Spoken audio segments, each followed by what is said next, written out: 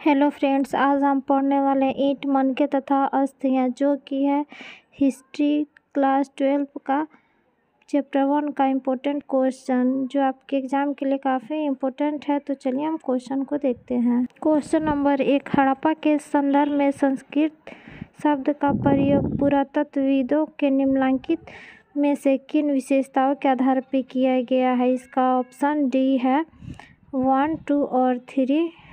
इन तीनों के आधार पे किया गया। काफ़ी लॉन्ग ऑप्शन है, तो आप खुद से ही पढ़िए।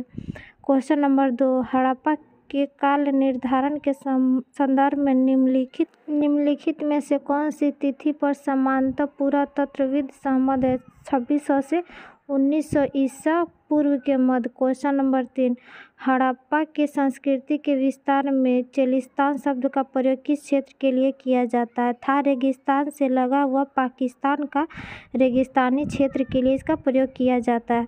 क्वेश्चन नंबर 4, निम्नलिखित कथनों पर विचार कीजिए। ये जो कुछ कथन दिए हैं इन पे विचार करना है, जिसका ऑप्शन नंबर सी जो है ए 1 और 2 दोनों सही है।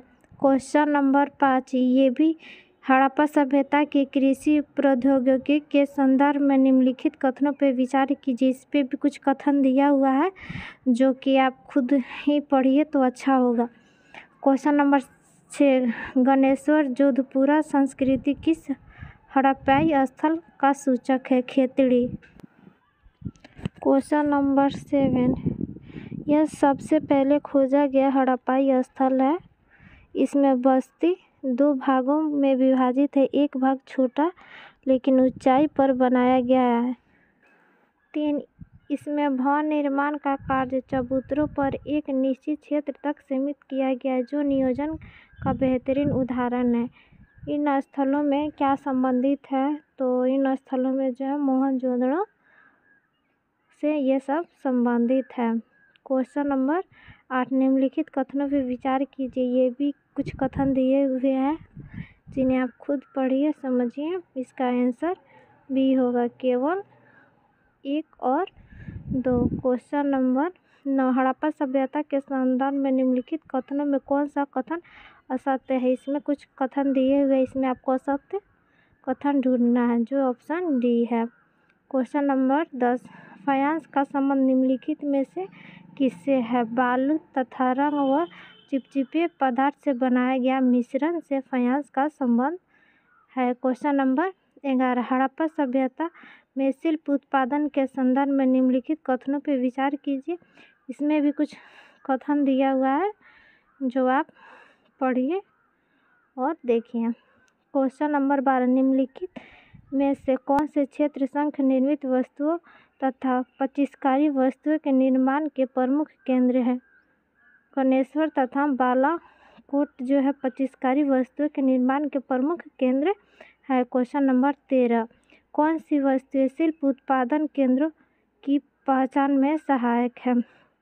ये जो सभी ऑप्शन दिए हुए हैं, सभी जो है केंद्रों की पहचान में सहायक है। क्वेश्चन नंबर 14, निम्नलिखित में से किस स्थल को मेसोपोटामिया के लेखों में मंगान कहा गया है? ओमान को जो है मंगान कहा गया है। क्वेश्चन नंबर 15, मेसोपोटामिया से प्राप्त लेखों के संदर्भ में ये कुछ संदर्भ दिए हुए हैं, इसमें देखना है कि कौन सा ऑप्शन सही है। तो 3 ऑप्शन 1, 2, 3 जो है वो तीनों सही है। क्वेश्चन नंबर 16, हड़प्पाई लिपि के संदर्भ में निम्नलिखित कथनों में कौन सा सही नहीं है? यह वर्णमाला पर आधारित नहीं है, ये जो है असत्य है, ये सही नहीं है। क्वेश्चन नंबर 17, हड़प्पाई वाटों के संदर्भ में निम्नलिखित कथनों पर विचार कीजिए। इसमें भी कुछ कथन दिया हुआ है, जो देखना है कौन सा सही है और कौन सा गलत है। क्वेश्चन नंबर 18, हड़प्पाई समाज के वृद्ध भाड़ों, मोहरों, बाटों तथा ईंटों में व्यापक एकरूपता देखने को मिलती है। पुरातत्वविदों के अनुसार इस एकरूपता का कारण क्या है? इसका कारण है एक संगठित सत्ता का अस्तित्व। एकरूपता देखने को मिलती है, इसका जो एकरूपता का कारण रहा होगा। क्वेश्चन नंबर 19, हड़प्पा सभ्यता के पतन के संदर्भ में सर्वाधिक प्रचलित तथा मान्य मत है। जलवायु परिवर्तन जो है सर्वाधिक प्रचलित तथा मान्य मत है। क्वेश्चन नंबर 20, हड़प्पा सभ्यता के धर्म के संबंध में निम्नलिखित कथनों पर विचार कीजिए। प्राकृतिक पूजा के संकेत मिलते हैं, इन्हें विशाल पूजा स्थलों का निर्माण कराया। जादू टोने पर भरोसा करते हैं। ये कुछ ऑप्शन है जिसमें केवल 1 और 3 जो है वो 3 सही है। क्वेश्चन नंबर 21, हड़प्पा सभ्यता के पतन के संदर्भ में निम्नलिखित युग्मों पर विचार कीजिए।